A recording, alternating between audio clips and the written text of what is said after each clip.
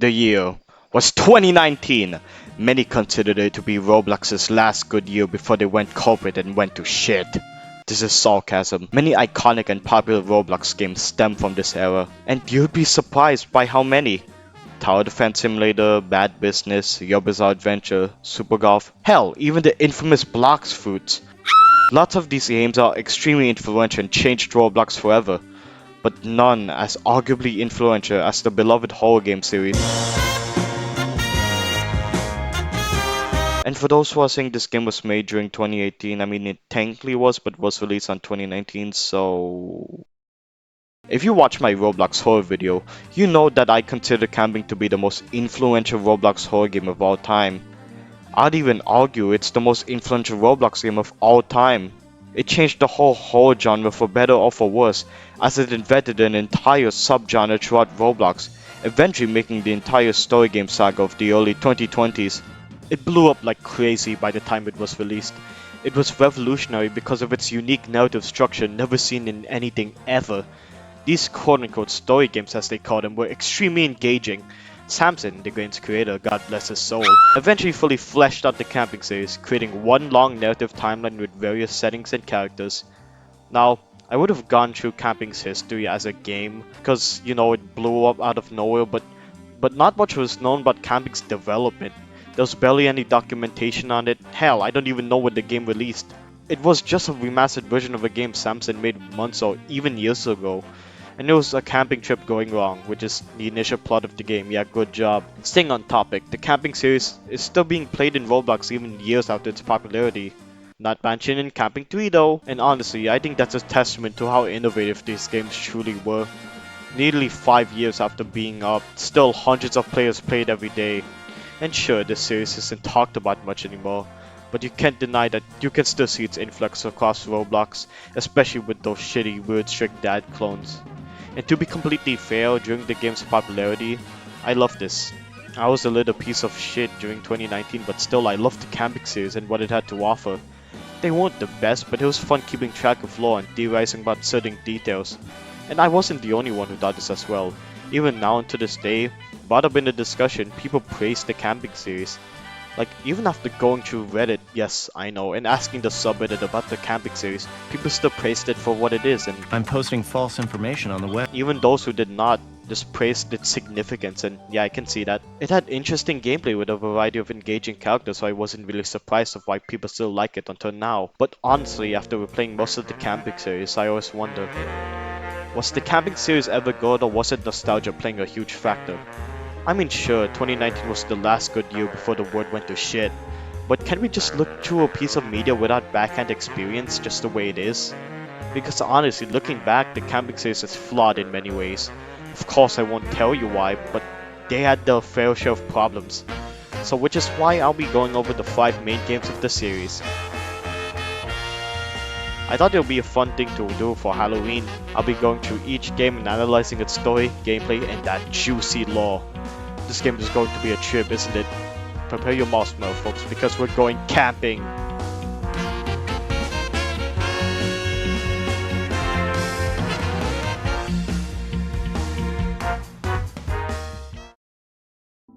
The original yet iconic Camping, the one that started it all basically.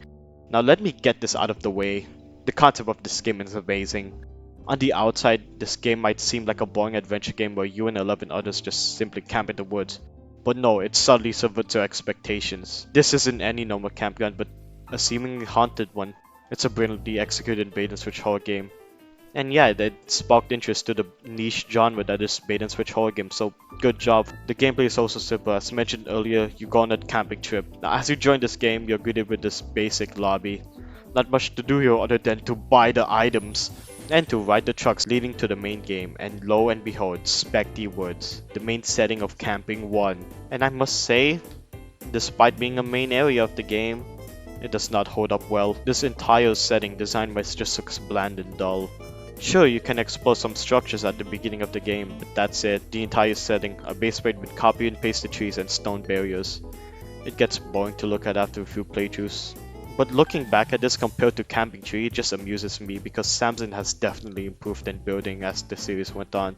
which I can appreciate honestly. But let's work with what we have and review the various structures around Specty Woods. We have a campfire site, unstable tents, and for some reason we've only packed one backpack throughout this entire trip. Oh yeah, and just one basket of food for all 12 of us. There's also this abandoned outhouse which is important lore-wise.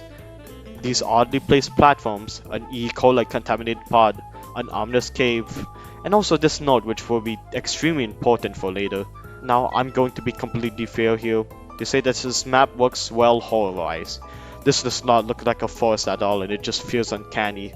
Something were and is wrong here. That spooky fight was probably not intentional, but I find it really neat. Props to you, Samson. The beginning of this game gives us a lot of time to explore these areas. You might think this is a good thing, but to be completely honest, I don't like it. Now I'll discuss this game's main problem. Its slow pacing. It gives players way too much time on certain scenes, which hinders replayability a lot. Especially at the start of the game, it gives you way too much time to explore the campsite. Not only that, but sometimes they artificially extend the game's length by adding an event that adds nothing to the story. For example, in Camping Tree, I know it's way too early for that, but I don't care, my video, my rules. There's an entire section where one person gets sick, and other camp members have to gather firewood. This adds nothing to the story and just unnecessarily extends the playtime. It becomes excruciating after a few playthroughs. Anyways, let's get back to the gameplay. After exploring the campsite, night approaches. For those unaware, this is where shit goes down. While you and other friends sit down at the campfire to tell the scariest stories ever known to man, this motherfucker jumpscares you and ruins the fun. And in this scary part where stakes are high, there's not much indication of what you're supposed to do here. You can't just stay in the tents. That monster will just kill you for no apparent reason, so you just wander off to the cave. I don't know why you're supposed to stay in the cave, but it's fine, at least it's not raining. Fuck.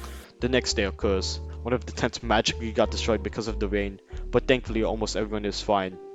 This never happens because everyone keeps dying on the first night. At least we have visitors now. Meet Park Ranger Steve and Daniel. Steve does nothing, which is why Daniel's the goat. They claim that a bear is killing deer around the park, so they installed a bunch of bear traps around the map. Also, does this imply that the monster kills deers as well? Night approaches once again and everyone takes shelter in the cave, because no one wants to deal with that stupid monster. Everything is going smoothly until you and your crew realize that the only food source they've brought for the entire trip is being soaked in acid rain. So you force one of your teammates to scavenge it. By doing this, however, they lose a majority of their health thanks to the acid rain, I guess, which is a stupid gimmick because you're going to need a lot of health, especially for the events after this. After someone eventually gathers the good. We encounter my least favorite moment of this game. Maybe I'm exaggerating, but I generally hate this gimmick. After you and your crew enjoy some sandwiches, you realize that one of the sandwiches was poisoned somehow. Then the game forces one random unlucky player to die to progress the game. This luck-based gimmick is just so uncool. It's unfair for everyone and it just makes no sense to do this. Like Samson, why would you make this an actual event in your game? It doesn't make sense from a gameplay standpoint. Imagine how frustrated one must feel to make it through 2 nights and 2 days, only for them to die because of this gimmick. Also, why does this happen pretty far in the game? By the time this happens, you've reached the second out of 3 nights, which is basically halfway through the game.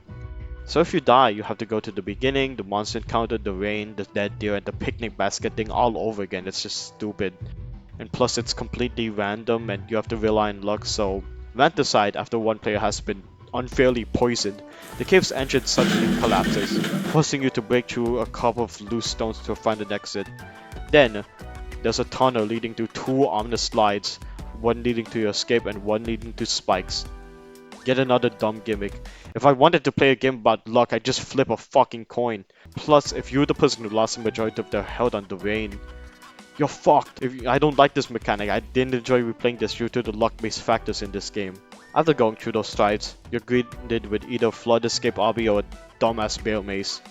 Both are awful. Okay, maybe I'm exaggerating, but those were not enjoyed to play at all. I mean, the flood escape map was probably fun, but I never get that. I always get the bear maze. The sun rises for the third and final time, as you return to the campsite to see text written on the blue tents. Spooky. Also, that motherfucker lost his leg in the bear trap. Womp womp. Final night approaches. If more than one player is still alive, one random unlucky player gets kidnapped by the woods, by the monster. Your crew goes to find the kidnapped player and free them. but most of the time they do nothing at all.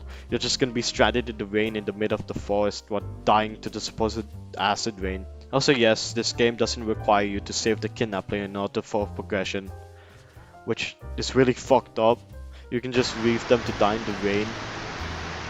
After the rain happens and the kidnapped player either survives or dies, a mysterious fog rises on the campgrounds, basically covering the entire ground. You're forced to then go on the big ominous pillar from earlier. I don't know how a first time player was supposed to get there, but whatever.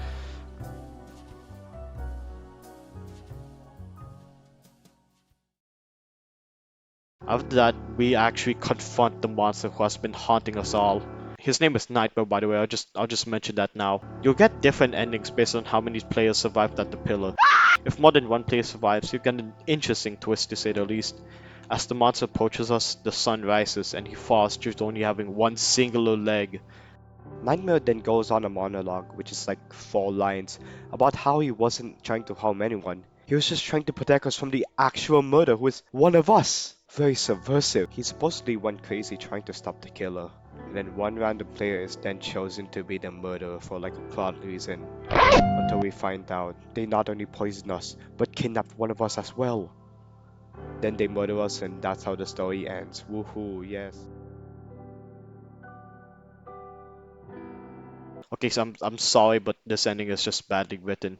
I hate to be all SpongeBob episode critic, but for the sake of this video I have to. First off, Nightmare is a hypocrite. During his first encounter, he somehow kills people who stays in the tents. Like what? I thought you were protecting us from killers, not being one. You can argue that Nightmare is insane due to the death of his family, spoiler alert, which yeah, that sort of makes sense, but there's one flaw to that argument. Nightmare already knew who the murderer was, so why didn't he kill them instead? Secondly, it just came out of nowhere. This ending would have worked extremely well if there was more hints applying to this. Some sort of foreshadowing would have worked extremely well in this game's favor, but no, random things just happen. Also, there's such a cliche trope, like... I feel like that's the main problem of this game in general, the whack progression. Most things in this game just happen without progressing the story that much, and some events just drag on way too long. Things just feel like they're happening without any purpose. I'm glad Samson improved on this as the series went on. Like sure that the last 2 entries might have not been the best, but at least it feels kind of cohesive.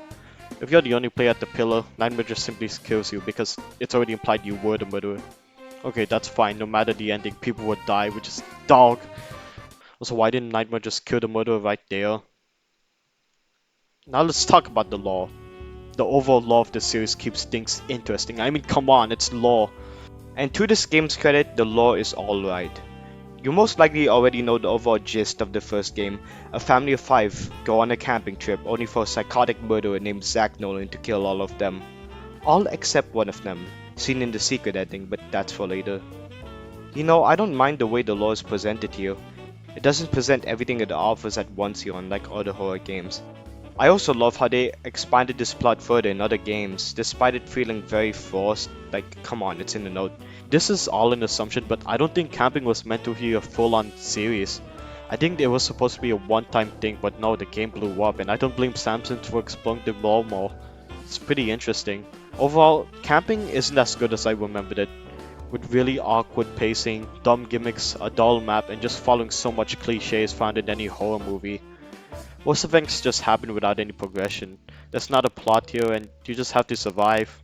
At the time, however, it was revolutionary and literally nobody had done this before, so I'll give these tropes a pass. Despite it being influential, this has not aged well. This is not replayable in the slightest due to the harsh amount of punishment and luck. I did not enjoy replaying this and gathering footage, as I have to deal with so many luck gimmicks that it got annoying. I am so glad that later entries at least don't have any luck elements. If I'm not mistaken, this is the only camping game with those gimmicks, so good for them. This game is one of the weakest in the series. I'm not letting nostalgia blind me. To be fair, it set up so much sick lore and it was a one-of-a-kind game at the time, but besides that, bottom of the list so far.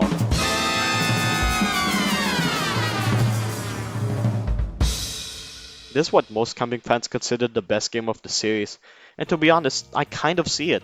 Camping Tour has so much insane shit happening all at once, so I was excited to replay this.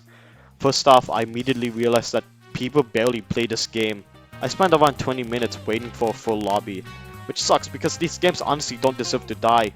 I think the series is an experience for everyone. Anyways, this game changes everything the first game was going for. There's a completely different setting, a different villain, which thankfully isn't one of us, and most importantly, a new protagonist. Kind of. Daniel has finally joined us. Park Ranger Daniel introduces us to the new setting. It's Terror Park, baby. And I'll tell you this, the setting is so much better than Capping 1 setting. There's actual terrain here rather than just being a simple base plate. It looks more pleasing, you know. Plus the trees just look more appealing. I don't know if that's just me, but I love the trees. There's a campsite with 2 tents, a cabin, a restroom with an ominous mirror. I love how this was never explained. And the hole. Make sure not to fall in it. It's a huge step up from Camping 1 and I enjoy it. Despite the first game, it seems that this game had an actual storyline progression and real escalation. Camping 2 had so much stakes going for it. I'm excited to tell you all about it. The first camping game just seems so disconnected, but with this game it just becomes more insane as it goes on. Speaking of which, the story. After Park Ranger Daniel introduces us to the map, he separates us into 2 sleeping groups. The people near the cabins and the unlucky motherfuckers sleeping in the tents. After that, night arrives. For those in the cabin crew, Daniel goes to the restroom. I have no idea what he does there. I mean, if you glitch out, he's just staring at the wall, so... Meanwhile, in the tent club, Zach Nolan enters the area in an attempt to kill everyone sleeping in the tent. Now, who is this distinguished fellow? We're gonna learn about him more later in the prequel games, but for now, he's practically unknown. And all we know is that he was the psychotic murderer who killed that family of 5. And oh yeah, he escaped from jail while he was presumably under arrest. Awesome! Samson made Zach Nolan the most overpowered motherfucker ever. That bitch has knives, guns, traps, and even bombs. He's way too overpowered for just being a simple murderer, and I really don't like it that much. He practically has no weaknesses, well, except for the sun, but this bitch is playing Item Asylum. Anyways, the tent crew comes running down the cabin where Daniel is conveniently inside the restroom, while other people are literally getting murdered by Zach. Why did I write it like this? Every player locks themselves in the cabin, while those outside get killed by the teleporting Zach Nolan. When Zach Nolan leaves, Daniel just conveniently comes back. Everyone is still shocked by the murderer, while Daniel doesn't give a shit. What a shitty Park Ranger. How could you not sense any danger? Instead of evacuating everyone there like an actual good Park Ranger, he does nothing about him. How shitty of him. And also the fact that Jack Nolan didn't kill Daniel in the restrooms just amuses me. The next morning after that traumatic experience, he makes us do an obby for s'mores. That's it. You know what? I'm going to say it. First off, this obby is GG too easy. And second, this is filler. I mean, it's cool doing camping activities in a game called Camping, but it just doesn't add much to the storyline. I mean, it shows Daniel's ignorance, but still. I mean, it's cool. I appreciate it. It has no reason to exist, but I appreciate it. The second night approaches, as we reach the most batshit insane part of the entire camping series ever. So much shit happens in this very night, it's insane. I don't blame anyone for stating that this is their favorite camping game because this entire night exists.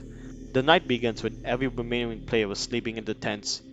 Not the cabins, the tents. AKA the place where Zach Nolan attempted to kill half the server. It rains a bit and ruins the campfire, so Daniel asks us to gather 5 pieces of firewood to revive the fire. And now everyone is on the lookout for some firewood, and guess what? Zach Nolan placed our traps in the trees. How did he place these traps without anyone noticing? This guy has to be the most intricate person of all time, I swear. After collecting firewood, things escalate so much. Daniel conveniently forgot something in the cabin. What did he forget and left the rest of the players to eventually die by Zach Nolan? When he leaves, bombs conveniently start exploding from the ground, and there are a lot of these bombs. First off, Zach Nolan only didn't place the hour traps, but also the bombs in one night. Second, this doesn't alarm Daniel at all. He doesn't even see the explosions. Hell, he doesn't even hear them. Daniel then comes back without a care in the world yet. Yeah, go slay Daniel. Also, how did Zach Nolan get all these weapons? What, wasn't he literally on trial? And the night is not over yet, far from it. This is just Act 3 of Zach Nolan's parade. This part is where shit hits the fan. We then go back inside the tents, and inside the blue tent, is a fucking M16 carbine. A random player will pick up this gun and point it at Daniel. Now, to be completely fair, I don't blame anyone for wanting to shoot Daniel. Have you ever seen Daniel and Zack in the same room? Plus, Daniel always conveniently leaves the moment when Zack always appears or does something insane. But at the same time, poor Daniel. He has the worst timing in the world, but to be fair, he doesn't believe anything the player is saying. It's the most naive and ignorant person ever. So a random player has to decide whether to shoot or not to shoot Daniel. Shooting Daniel will result in the bad ending, while sparing him will grant the good ending. This makes no sense because both endings lore-wise have really nothing to do with Daniel. While I was gaining footage for the good ending, the random player always end up shooting Daniel. Rant and different endings aside, you have made your decision. The sun finally arrives after a long night, and you process what the fuck night then approaches. Yeah, these morning segments in this game are drag on, which I like. It helps us get into the more juicier parts of the story while having build up to do so. The final night. If Daniel's dead, you and the remaining players end up sleeping in the cabins. The cabin, however, wakes due to the acid rain, as you're forced to go stay inside the hole. This is stupid. Why didn't they just stay in the restroom that has actual shade? Why a hole? Rain will still go in the hole, and guess what? You're forced to lose half your health again. Unless you bought the umbrella gear. If Daniel's still alive, however, you immediately go in the hole. So both endings don't matter, you still enter the hole. After getting into the hole, you go through a random opening inside the hole which leads to a maze. Then you have to go through a passageway of snakes for some reason. How the fuck, after surviving a maze which sucks ass and managing to not die by the snakes, you go to yet another flood escape out beware. But what is this cave being filled with? After that, whether you have the good or the bad ending, you will encounter Zack Nolan and confront him. Basically the same way you confront Nightmare in Camping 1. It's a bit forced, but hey, it's free fan service, baby. As I said earlier, depending on whether you killed Daniel or not, you'll get different endings. If you killed Daniel, Zack Nolan would kill you with questionable dialogue. It's like a William Afton moment. To be honest, despite how much of a threat Zack Nolan is portrayed to be, he ain't even that scary. Oh yeah, I forgot the fact that this series was a horror series.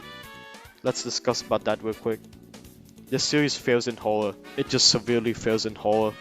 Like, if you're expecting something scary in these games, yeah, good luck, you're not getting it.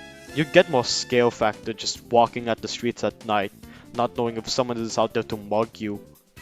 Across the two endings, Zack Nolan only has 4 lines of dialogue, which is extremely missed potential. Nightmare had more dialogue in Camping 1 than Zack Nolan has here. Zack Nolan had everything to be a great villain. His origin story alongside his psychotic nature could have brought us one of the greatest Roblox villains of all time. They had the right things going for him, but sadly Samson just missed the mark. I genuinely wish Zack Nolan was more involved in Camping 2. That's crazy for me to say since we already got mentioned, but I'm being completely serious. He's an evil psychotic murderer, but I wish there was more proper depth into him aside from his backstory. He's just a character without any initial purpose. He murders without any proper reason other than revenge, and that just sucks. It's just a lazy way of writing Zack Nolan as a character. I'm going to go more in depth about this character during Mansion and Camping 3 though, so I'll save my thoughts for now. Remember when we were talking about ending? If you spare Daniel, you actually should be grateful. Because in some convoluted chain of events, sparing Daniel results in Nightmare appearing and killing Zack Nolan. Nightmare was strong as frick, why didn't he just behead the killer? Honestly, here we get the reveal that Nightmare was the son who went missing. Cool idea. In Camping's secret ending, Nightmare is the way he is because he went insane due to his family being dead. This doesn't explain how he has superpowers, but hey, the secret ending finally makes sense. After that, Nightmare somehow rips Zack Nolan's head off his face, and finally putting his family's killers to rest, Nightmare is finally free. Which honestly is a somewhat interesting way to end this character. It's decent. Oh yeah, the good ending is the canonical one. Just wanted to mention that. The good ending was fine and all, but I was left asking how sparing Daniel correlated to Nightmare rescuing everyone. To be completely honest with how this game's lore is structured, I have no idea. Honestly, if I came up with a plausible theory of why this correlation happens, I'd most likely be stretching it. Most of the characters in the series don't have much into them, except for Zack Nolan, but that's besides the point. We know nothing about Daniel and Nightmare, which sucks. I genuinely wanted to see more depth into Daniel and a bit of Nightmare, heavy missed potential.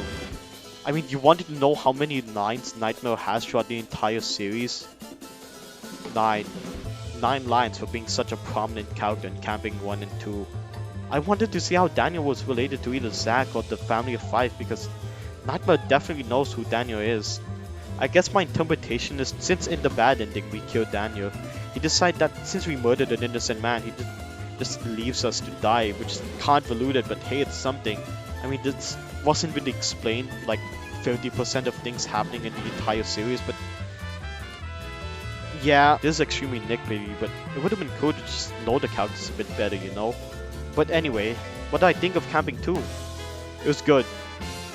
It's definitely one of the better camping games in the entire series as a whole.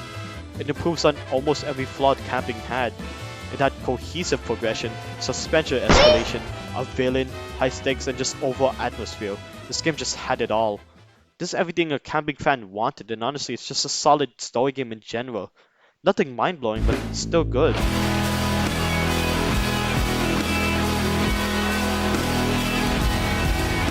Ah, good old Hotel. The first camping game I played when it came out and one I have fond memories of. I grew very nostalgic over Hotel, as this and other story games in the series carried a bit of my childhood. My house was practically destroyed back in 2019, leaving my family heavily injured and homeless, and these games were comforting to me during those times. It carried me, and I cannot thank Samson enough for this. Thank you for being there for a small portion of my life. I appreciate it a lot. Before I review the actual game, I want to address two main things I have towards talking about Hotel. First off, Samson locked in on Hotel, as it came out nearly a month after Camping 2 was released, which is extremely impressive. Samson managed to write, build, code, and develop a game all on his own in a singular month. He's just a single developer, yet he thought of an entire concept in a short amount of time. That is real dedication you won't see anywhere else. For one part, Samson developing a game immediately after Camping 2 was a genius move, as the Camping series blew off in popularity. Every YouTuber in 2019 just had to play the series. It was everywhere during this era. So Samson dropping a game during the series' success was very smart of him. And to this day, Hotel remains to be the most popular camping game, even beating the original in not only concurrent players but in visits as well. But in terms of the quick development, Hotel was extremely rushed.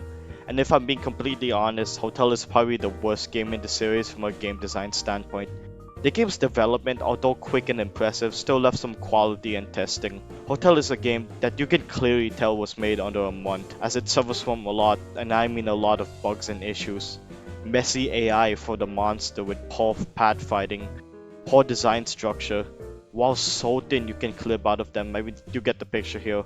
I'll get through these bugs as we get through this review, so don't worry. Let's talk about this game now and how it stands in the series. Hotel is a unique game in the camping series, as it serves as our first prequel game. It's a bit jarring how we didn't get a direct continuation of Camping 2, unlike, I don't know, 3 years later. But during this era of the series, Samson would release two prequel games, Hotel and Mansion. I think him doing this is pretty neat, as it expands on the world and lore more without indirectly messing up the timeline. Both prequel games have way different settings than the main camping games, taking place in different areas. And in Hotel's case, Gloomo Hotel. Gloomo Hotel is a hotel that's like really damn cursed and has the most poor conditions known to man you see later. And you know what? It actually looks decent this time. I like it. I love the monotone, mostly grey color palette and just some of the furniture in general. Although some parts of the game look extremely bland, I mean, look at the hallway, it's just wall. It's honestly still pretty decent. I like looking at it. I like looking at the building. I like looking at this painting. I like sleeping in the beds. Overall, it just feels pretty lively, even though it's supposed to be like a intentionally bland hotel. And I honestly wish we got to see more of the hotel. We really only saw the lobby, the rooms, and the rooftop.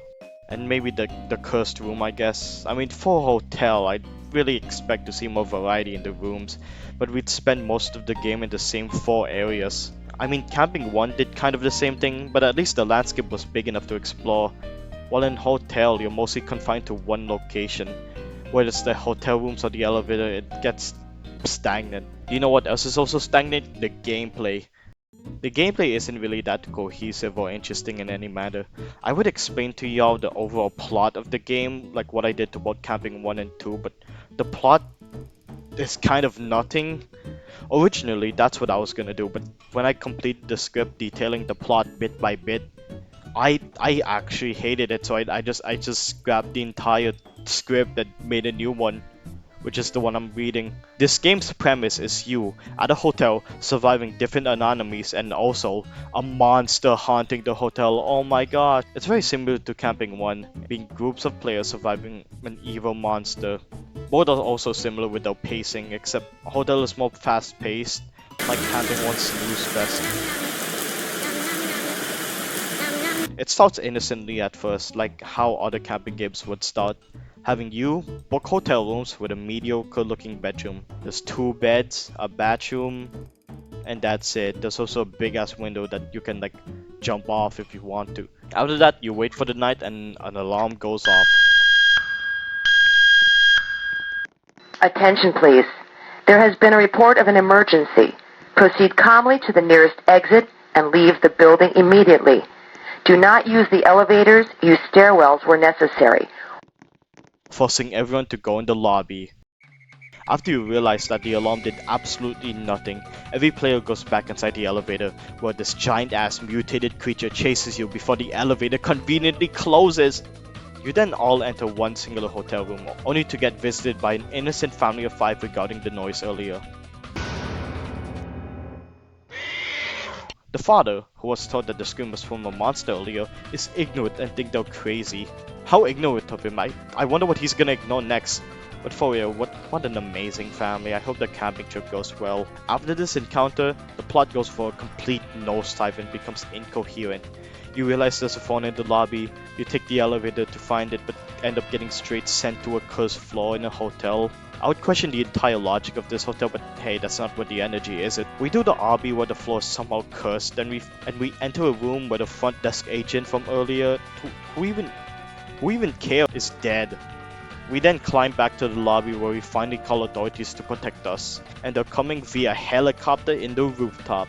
We then go through the elevator and the fucking liquid comes and we have to parkour up the elevator, and after that the front door is like conveniently locked, so we have to traverse through the rat infested vents. How fucking dirty is this hotel, Jesus Christ. We then go to the roof and the mutated monster from earlier comes flying down to the sky, and we have the most mediocre boss fight of all time. I mean, to be fair, she has the same attack cycle with the same 3 moves. You don't even kill her at the end, you just escape through a door. You can now get one of 2 endings. Stay inside the hotel room and die by the monster, or go downstairs to the lobby and be saved by the police. If you thought that the entire synopsis is unfocused and lacks a lot of identity, you're not alone here. It acts as a series of unfortunate events, not much narrative. You can argue camping does the same, and it does, but like, the main focus was the monster itself. Here in the hotel, you're fighting fucking cursed floors, the poor hotel conditions, all that stuff. It's just a mess. I guess this non-linear style of storytelling kind of works for this game's pacing, as it covers surprisingly a lot of events in the span of 20 minutes, but I didn't get much out of it. There's not many characters we can follow here, and we just survived the monster for a singular night. Speaking of which, let's finally talk about this game's antagonist, the mutated monster Limbo. Limbo has easily the best character design in this series. It's obviously a non-Robloxian model, which itself is unique on its own, but the fact that it's a tall, skinny, mutilated creature just makes it stand out so much. I love the ambiguity of the suit as well. People interpret it as a pig or a frog, but I just see it as I actually don't know what I see it as. Just a good design in general, I love it a lot. But in this game's context, Limbo is an alright villain. I'm not going to go too deep in her for now. She has a more significant role in the following games. Hell, her origin story is gonna be explained in the next game, Mansion. For fairness though, I'll be reviewing her based off this game only. She's cool. Similar to Zack Nolan, she's just a chaotic, bloodthirsty monster who just hunts for the sake of it. She's a major threat, debatably being more powerful than Zack himself, which is already insane. She has extreme speed, her bites are extremely strong.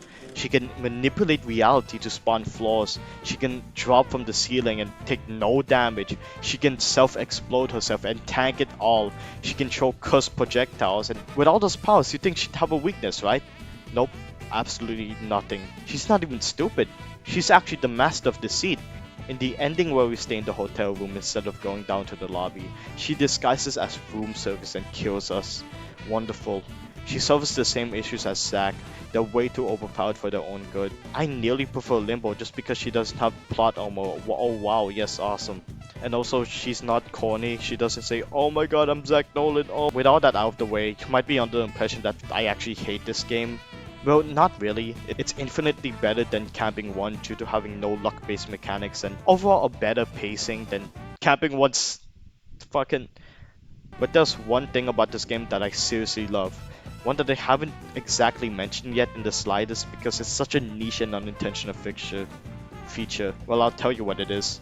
Remember earlier when I said this game had a rushed development? Well, due to that, it can easily be glitched. That's right, I personally think the best thing about this game is glitches, which is really lame considering these are most likely unintentional, but they're so fun. The walls of the paper are so thin, so much so you can E-dance 2-clip out of there and explore whatever the hell you want.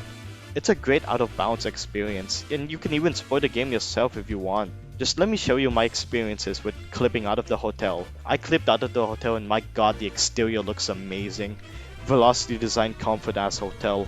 So cluttered and everything, I can't help but love it. Okay, I think I'm done reviewing Hotel now. As a spin-off, it does pretty well establishing essential lore moments and introducing Limbo. I forgot at the good ending where you survive Limbo and go downstairs to the lobby, it's revealed that the family of 5 are actually on a camping trip to Specty Woods, basically confirming that this game's a prequel. It's a bit tragic seeing this, but hey, whatever happens, happens. It also establishes Limbo, a decent villain in this game's context, but way too overpowered. The gameplay is not too special. I mean, it's decent, but that's all I'm saying. Nothing too noteworthy. The narrative is non-existent, but hey, look, a boss fight. Overall, easily better than Camping 1 because it's way shorter, but worse than Camping 2. It doesn't really have that thrill I wanted. Anyways, yes, that's Hotel.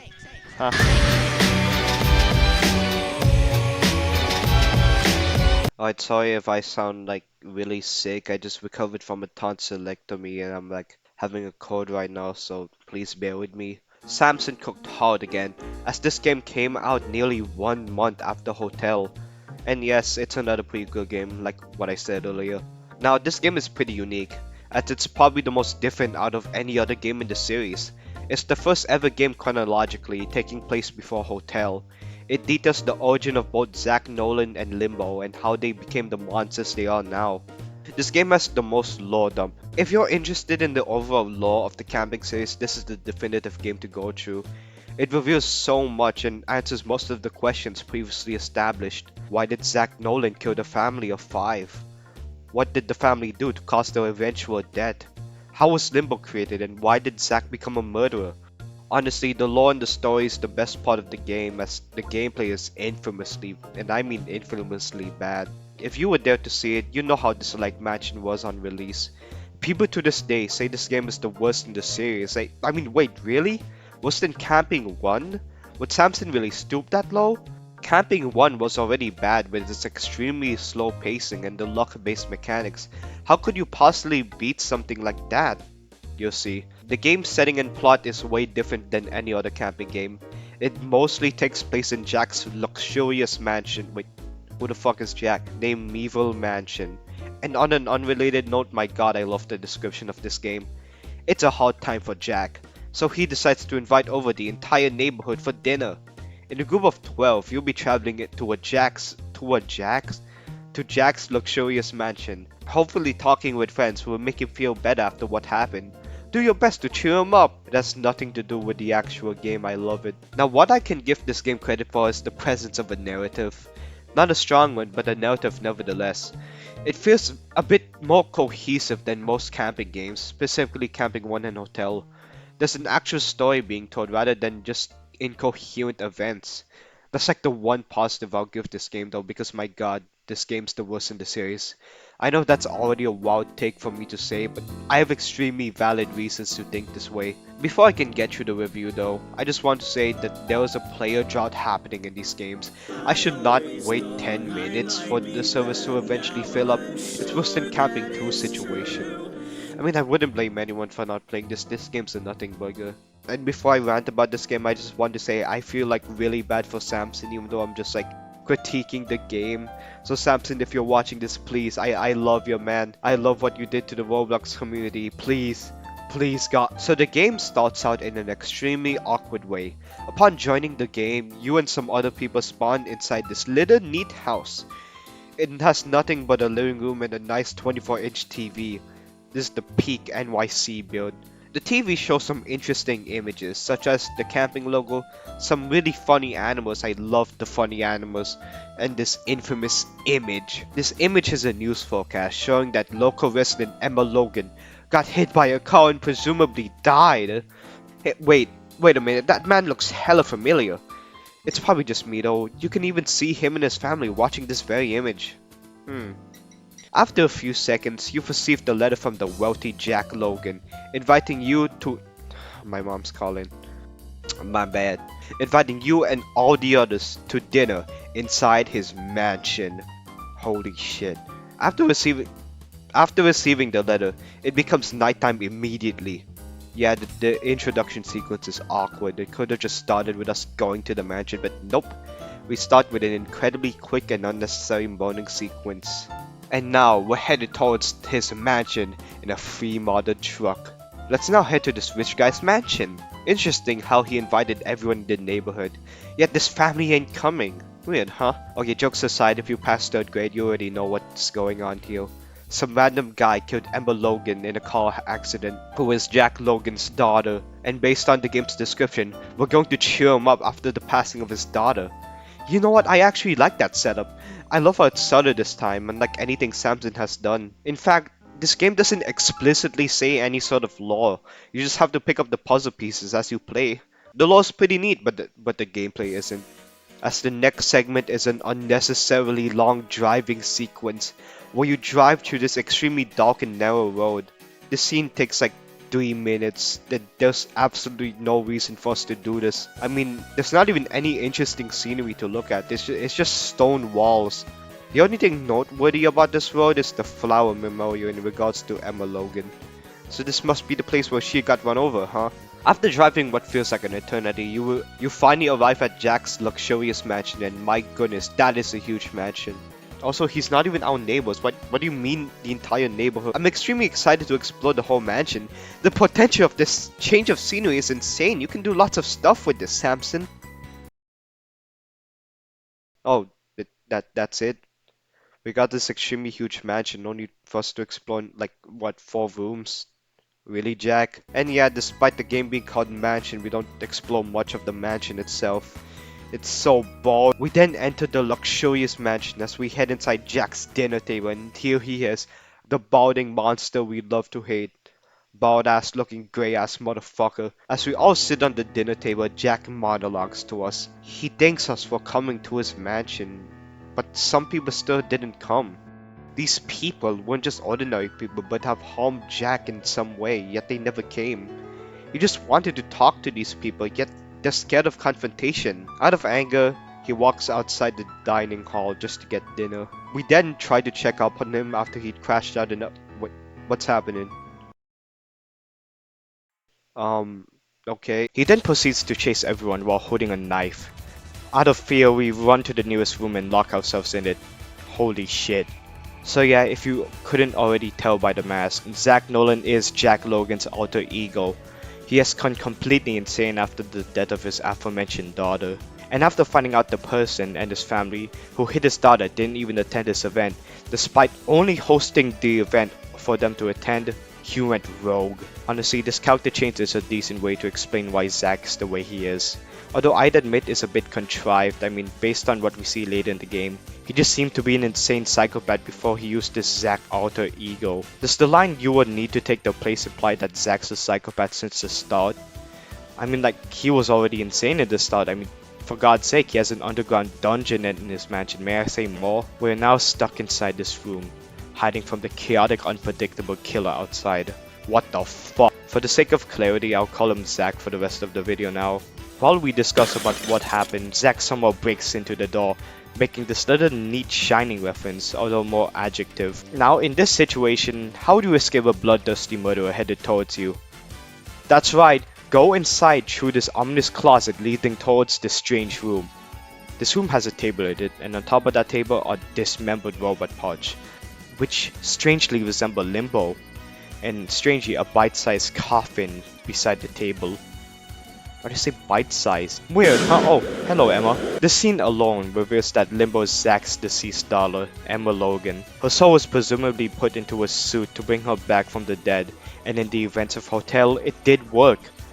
This also implies that Emma Logan was as psychopathic as her father due to her killing people for no reason in Hotel.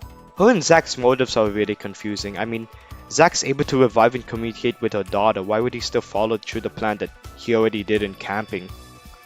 And Hotel, I guess. I know they didn't attend to his dinner event, but damn, just let it go, but it's over. Also, why is Emma working with Zack? Is she... After that, Emma's ghost gets furious and opens the floor beneath us, dropping us to this underground dungeon. Who the fuck has a random underground dungeon in their mansion? I'm starting to think Emma's death wasn't the reason why he became a killer. I mean, the fucker was a killer at heart. This dungeon has spikes and fire. What was Zack even remotely planning with this? After that whole dungeon parkour thing, we head back upstairs with a ladder to this suspicious room. Why do I call it suspicious? I don't know, oh no, spiders, oh my god, this is so scary. Yeah, this is filler yet again. Like, what's even the point of this other than to fill a runtime? You can just cheese the whole thing by just standing on the doorknob, or better yet, cheese by dance clipping through the walls. You can also dance clip throughout this entire game. Hell, you can even skip to the final part of it if you want. The door unlocks as we find out that the front door has been boarded up. We decided to head to the library as that's the only room that's not terrorized or boarded up. We go to this library maze area where every so often bookshelves move for I don't fucking know what's in this fucker's mansion. And also Zack Nolan's in this maze with a freaking gun. Just nice to mention. You do that tedious maze with the moving bookshelves and the serial killer and escape from there, and that's all. You're finally at your house, safe and sound from that mansion, safe from the psychotic. Oh, and there you have it. Mansion. Mansion fixes the camping timeline in a bad way, admittedly. The pacing is incredibly slow for a 15-minute game. Some scenes last unnecessarily long, such as the driving part and the Emma Logan scene. Like, there was no right that the Emma Logan scene takes up like 1/3 of the freaking game time. Plus, there's way too much filler. Most of the events that occurred this game doesn't even progress the story in any way. Hell, I still feel like we didn't even get enough Zack in this game. The entire game is Zack's big origin story, but we barely get any character development apart from one scene. Plus, he barely appears in the game after he attempts to kill us. He only appeared at the end of the game. How wonderful. Like, come on. More development would really flesh out Zack's character, as his sudden shift was a bit jarring. But hey, at least we know his contrived motive now. But aside from the story, Mansion ain't that good. The pacing and story structure feels extremely sluggish, and there's nothing interesting in the gameplay aside from the story. If you brush up the story completely, this game would be absolutely boring. As what I said earlier, this game's a nothing burger. At least with Camping 1 I had plenty of things to rant on, but for this, absolutely nothing.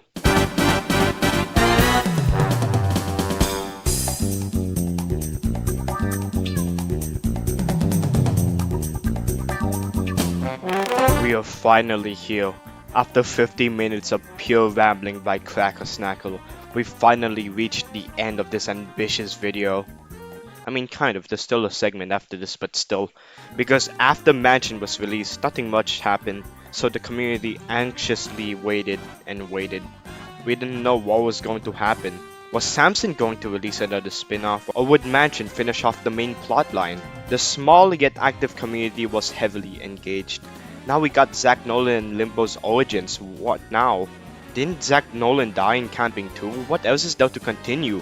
I mean, ending the entire Camping series off with Mansion just felt weird.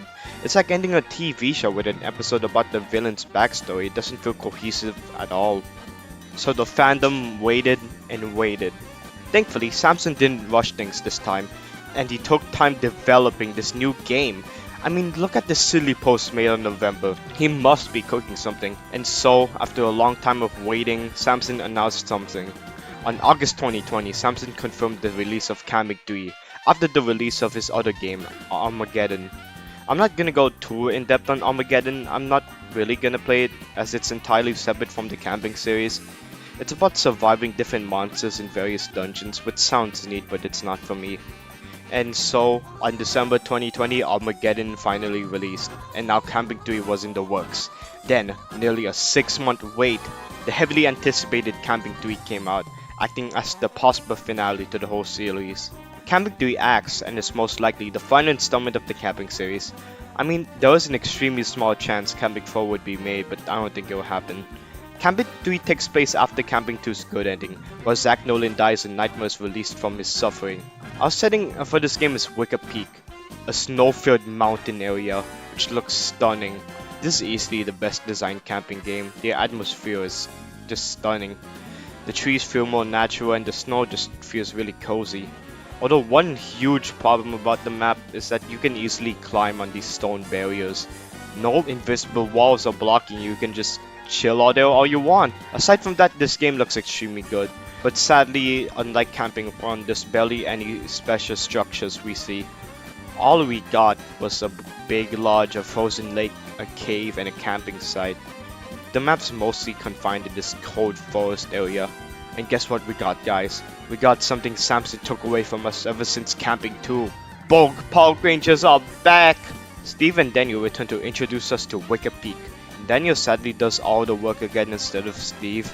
Steve does nothing. I wonder why he of all people has such a huge fan base. Anyways, Daniel goes to these structures and it's actually a pretty cool sequence. Also, Daniel's commitment to his park ranger job is insane. He literally got exposed to a psychotic serial killer and nearly died by him. And yet he didn't quit his job. The dedication is insane, but as we go through this game, he gets more than he bargained for. You know, if I was Daniel, I would immediately quit after the events of Camping 2. It is not worth it. Going back to the opening scene, we get a trip of the lodge, where there was somehow a room you cannot enter to. The icy lake. Yeah, no shit, Daniel. The cave, which is really dangerous, and the campsite. There's also this really non-subtle note at all in regards of the events of Camping 2. The note details Zach's death in Camping 2, alongside rumors that Limbo, or formerly Emma Logan, brought Zach back to life. I'm not sure how to feel about this information being stored in a note. It's an extremely cheap way of detailing it, and it doesn't come off as subtle at all. So who was spreading these rumors? Zach must have been the luckiest person in the world. These conditions are insane. Like, you're telling me Zach Nolan died in a cave, Limbo exited the hotel, somehow found Zach Nolan in the cave, and somehow revived him? Also, yeah, unfortunately that means Zach Nolan is alive and healthy. And that's it for the opening sequence. It's a bit long, but it gets the job done of introducing us to the setting. And so the sun rises down as we're headed to our first night. I wonder what wacky shenanigans will happen tonight. You know, this lodge is actually pretty cozy.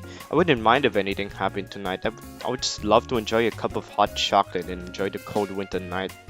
Absolutely peak atmosphere. Yeah, of course. So there's this distant crying sound we hear and it absolutely ruins the entire night. So we come to investigate it. In this segment of the game, we're supposed to stay together in this little area, which doesn't sound bad, but it's really annoying. What's annoying about this area is that it's entirely dependent on whether your server would want to investigate this noise. So when a bunch of players try walking back to the lodge, you're completely unable to move forward. The only way a certain area can move is if a majority of the server moves in a certain direction. It's such an unnecessary and flawed mechanic. Why couldn't we just simply go on our own? Anyways, we travel through the dark winter mountains to see Park Ranger Steve crying. I do not know why, it was never explained anywhere. Tried looking at Twitter, at the Discord server, the ROBLOX group wall, absolutely nothing. Death of the author, my guess is that he recently broke up with Park Ranger Daniel, but you do you.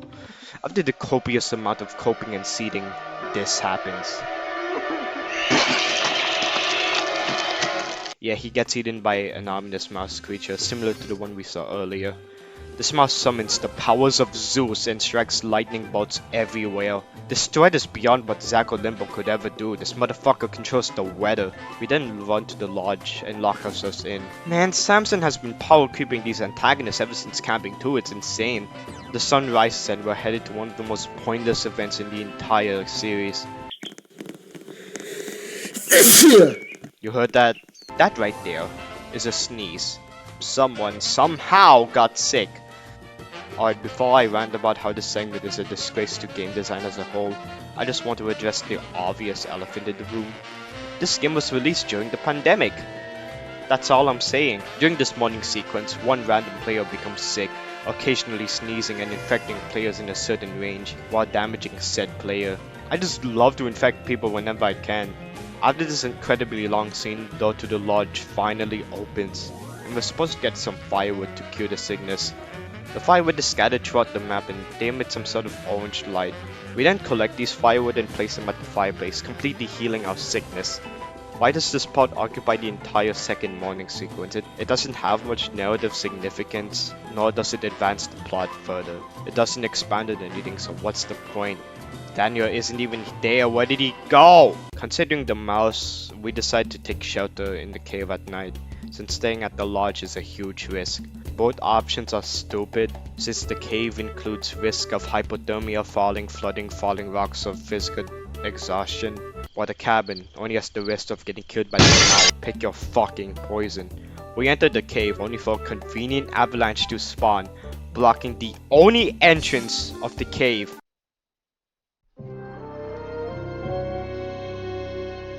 I'm bored. Yeah, Daniel was right, no wonder this was closed for many years. Now what? I mean, if I'm being honest, I like the potential of this scenario. Stuck inside a cave with nothing but the rough surface of the rocks and your fellow campmates. Wait, what do you mean you're hungry? How did y'all suddenly get hungry? I don't get it, guys. Wait, we don't need food, it's just been a few minutes! Wait, what the fuck? Is that what I think it is? Yeah, it's cannibalism. Nothing but pure human meat. Maybe Zach Nolan has to kill us. Holy shit, it's the same shit as Camping 1, but we can actually vote for someone to devour. This is pointless. And I'm speaking from damn experience. I've been voted to be eaten so many times, all because of my big yellow head. And also, if I'm not the one getting voted out, it's always the bacon hairs, because, you know, bacon. Why would you add this to the game, Samson? Please, I don't want to eat human meat. Also, after voting ends, why do we immediately eat the voted out person? No cooking, no seasoning, no marinating, no anything, just pure uncooked raw meat. What the fuck is going on with my life? The snow from outside conveniently crumbles, filling up the cave with more snow, where an obstacle course opens up. Okay, this obby is pretty easy. Don't got much to say about it other than the fact that this is literally Camping 1's formula, but whatever. At least, wait, Daniel, where have you been? We exit the mine as the next day comes. Okay, so there's basically no point in eating someone considering humans can live with no food for a few days. Awesome. Daniel explains how he heard the mouse kill Steve in cold blood and decided to hide in the mines. Poor him, at least he didn't have to eat anybody. And so Daniel instructs everyone to stay their final night in the lodge. Here it is, the final night of the entire series. This is where shit hits not only the fan but the fucking ceiling as well. All of us are inside the lodge as we anxiously wait for the mouse's attack. Come to think about it, the mouse barely does shit. I'm sure he basically does nothing in the second night, which is absolutely amazing. Anyways, after waiting and waiting, the mouse finally appears to attack us, alongside bringing a friend of his. Wait, Limbo? If Limbo is here, then that means the mouse is Zach Nolan! Zach Nolan constructed an entire fursuit just for him to be resurrected. Pure comedy. When you're able to resurrect someone that easily, it removes a lot of tension and stakes. I mean, what's stopping Samson from just simply reviving Steve? He doesn't, but my point still stands strong. Anyone could die and get revived. This aspect of survivor and permanent death has slowly disintegrated. Come on, Zach Nolan has so much plot armor. So here it is. Our final fight is us against a father-daughter duo beating our asses. Limbo and the mouse proceed to perform a boss fight, each with different attacks. Limbo has her usual attack patterns as a hotel boss fight, while the mouse spawns lightning from the sky and the ground. What's really cool is that in the first part of the boss fight, they attack separately, but during the later stages they mix their attacks together. I think that's a pretty cool highlight and it's honestly my favorite part of the entire game. It's not saying much, but I just love this chaotic boss fight. One thing I can admit, however, it's way too long. It takes around 3 or 4 minutes to complete and it's a bit slow paced. Still though, easily the best boss fight in this series, even though there's only like 2. After a certain time, Zack abruptly ends the boss fight, striking every player with lightning. Don't know why he didn't do that earlier, but whatever. I guess the man likes his fight. We then get the final scene of the entire series. Limbo and Zack tie us up to a minecart, pushing us to a nearby cliff. You know, I really love this camera shot. I don't know why, but it's just so cinematic. It's over. It is literally impossible for us to win this situation. I mean, come on, we're on the verge of death until the ghosts of the murdered family appear to push the minecart away from the cliff. They both struggle, neither of them making any sort of progress, until Nightmare appears in the middle, ending their conflict once and for all. He stops an explosion, stunning both the family and Zack and Limbo from pushing the minecart. The father then apologizes to Zack for killing Emma Logan and not taking any responsibility over it. Zack, in a moment of relief, forgives the father. During this moment of apology, the minecart slowly moves towards the cliff, and in a moment of redemption, Zack runs to the front of the car to stop it. However, with him doing this, he falls off the cliff, killing Zack Nolan once and for all, ending the entire series. Okay, what the fuck? This final scene just feels so rushed. I know it's supposed to be this grand finale where every character is against each other, but it just feels rushed. There's barely any development within these characters, and the forced apology from the father just felt like a plot device to redeem Zack. Zack Nolan is a character that cannot be redeemed. Sure, his backstory is tragic, but that doesn't excuse his actions. He's a psychotic serial killer who murders people without reason. He just enjoys taking the lives out of completely innocent people.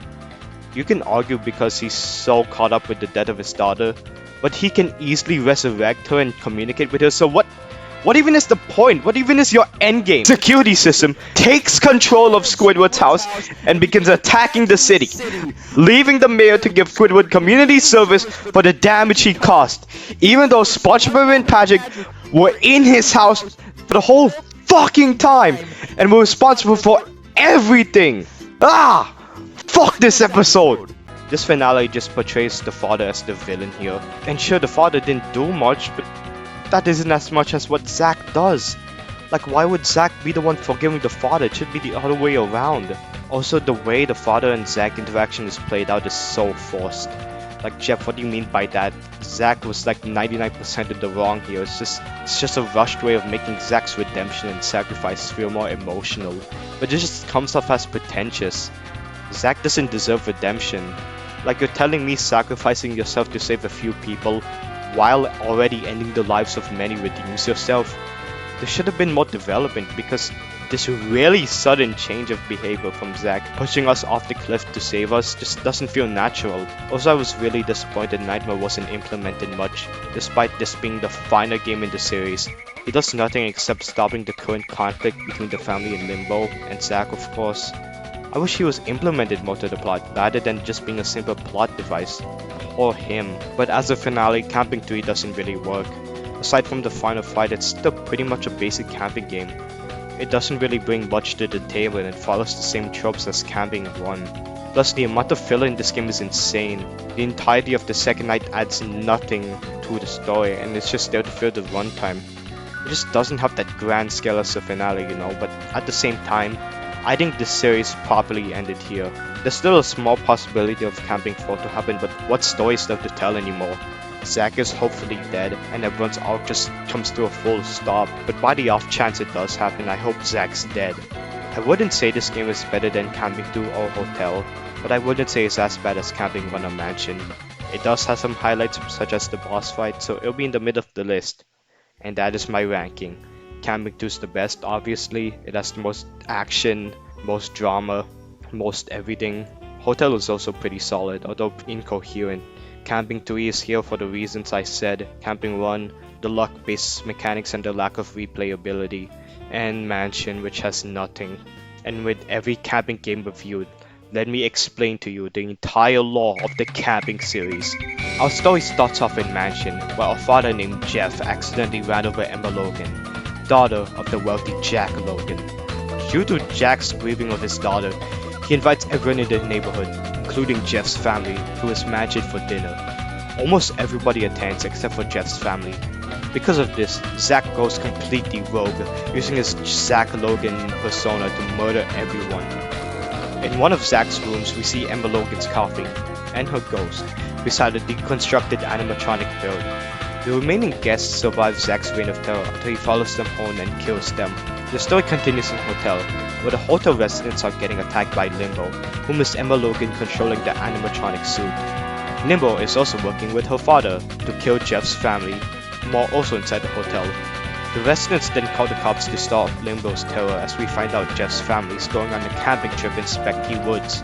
The story continues in Camping 1, where we find out that Zach's been imprisoned, and Jeff's family is dead, except for the son, who's been missing. The son went into hiding and eventually becomes an omnipotent monster. Because of the death of his family, the son, now called Nightmare, is eager to stop murderers from killing anyone else. So Nightmare continues haunting Specty Woods in search for any killers, getting his leg caught up in the bear trap in the process. These bear traps were placed by Park Ranger Steve and Daniel, will be important soon. After Camping 1, there goes Camping 2, where Park Ranger Daniel introduces us to Terror Park. We also find out Zach Nolan escaped prison and is terrorizing the campers at Terror Park. Once Zach finally has the chance to kill the campers, Nightmare appears. He saves us from Zach by beheading him, freeing him from all his suffering. After the events of Camping 2, Limbo searches for Zach's corpse and resurrects him into a mouse suit. And here we go, Camping 3. Camping 3 takes place in the Wicked Peak, where both park rangers are present. However, Steve gets eaten by the mouse, causing Daniel to hide in the cave. Zach and Limbo then captures all the remaining survivors, ties them into a minecart, and slowly pushed off a cliff. But the spirits of Jeff's family saves us, and Nightmare comes down to stop the conflict. Jeff apologizes to Jack about Emma, and Zach forgives him. During this, the minecart slowly gets closer to the cliff, as Zach rushes towards it, saving the minecart but sacrificing himself in the process. Absolute cinema. The Camping series is easily one of the most influential game series of all time, for Roblox at least.